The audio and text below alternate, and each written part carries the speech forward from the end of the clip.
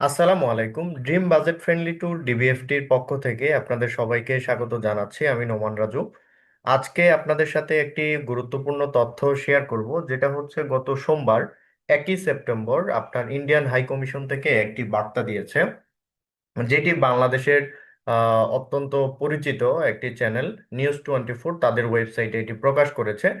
যেটি হচ্ছে বাংলাদেশের এই মুহূর্তে যে ইন্ডিয়ান যতগুলো ভিসা রয়েছে সকল ভিসাই কিন্তু খোলা রয়েছে। যেমন medical visa, double entry visa, entry visa, বা যারা আপনার ইন্ডিয়াতে এবং বাংলাদেশে বিয়ে করেছেন তাদের জন্য। এছাড়া স্টুডেন্ট ভিসাও খোলা রয়েছে। তো সেই বিষয়টি নিয়ে হাই কমিশন একটি বিবৃতি দিয়েছে, যা হচ্ছে বাংলাদেশিদের পর্যটন ভিসা ছাড়া সব ধরনের ভিসা দিচ্ছে ভারত।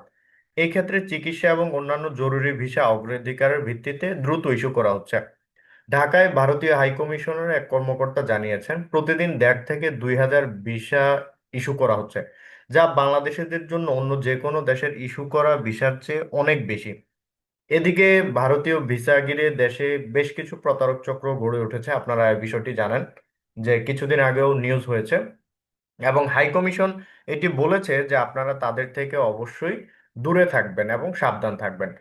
তো এখানে আরো কিছু কথা বলা হয়েছে, যা হচ্ছে গত বছরের 5 আগস্টের আগে বাংলাদেশিদেরকে বছরে প্রায় 16 লাখ ভিসা দেওয়া হতো। এটি তারা বলেছে। এবং গড়ে প্রতিদিন প্রায় 6 থেকে 7 হাজার শুধুমাত্র ট্যুরিস্ট ভিসা, যে ভিসাগুলো রয়েছে এগুলো ইস্যু করা হতো। তো সেই ক্ষেত্রে দেখেন এখনকার যে পরিস্থিতি, এর আগেও তারা যেটি বলেছে, ট্যুরিস্ট ভিসার বাইরে অন্যান্য ক্যাটাগরিতে 1.5 থেকে 2,000 ভিসাই ইস্যু করা হতো। এবং এই কর্মকর্তা আরো জানান যে 5 আগস্টের আগে বাংলাদেশে 16টি সেন্টারের মাধ্যমে ভিসা আবেদন গ্রহণ করা হতো, কিন্তু 5 আগস্ট পরবর্তী সময়ে 4টি ভিসা কেন্দ্রে হামলা ও ভাঙচুরের ঘটনা ঘটে, এবং ঢাকায় ভিসা কেন্দ্রের সামনে বিক্ষোভ করে একটি আতঙ্ক সৃষ্টি করে।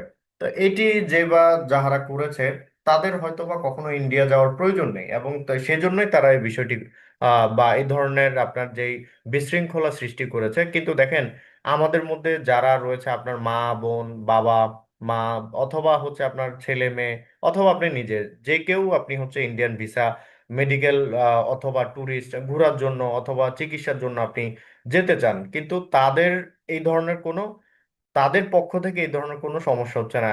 এক পক্ষ সব দেশেই থাকে যারা আসলে আপনার এই ধরনের কার্যকলাপগুলো ঘটিয়ে থাকে এবং দেশের মধ্যে একটি বিশৃঙ্খলা সৃষ্টি করে। তো এছাড়া দেখেন আহ, আমরা আসলে এই বিষয়টি নিয়ে অত্যন্ত মানে একটি আশাবাদী যে আমরা যে খুব দ্রুত আপনার অন্যান্য যে ভিসাগুলো রয়েছে সেগুলো খুব সহজ হয়ে যাবে, এবং মেডিকেল ভিসা স্লট যে ছিল এটিও আগের থেকে অনেকটাই সহজ করা হয়েছে। তো এছাড়া অনেকেই দেখা যাচ্ছে নিজে নিজেও পাচ্ছে, যারা আপনার সিন্ডিকেট বা এই ধরনের কাজগুলো করে থাকে, অসাধু যারা রয়েছে, তারা হয়তো বা আপনার কন্ট্রাক্টে এই ধরনের কথা বলে যে আপনি আসেন আমাদের কাছে, ঠিক আছে আমরা আপনাদের ভিসা করে দিব অথবা স্লট নিয়ে দিব, এত টাকা লাগবে।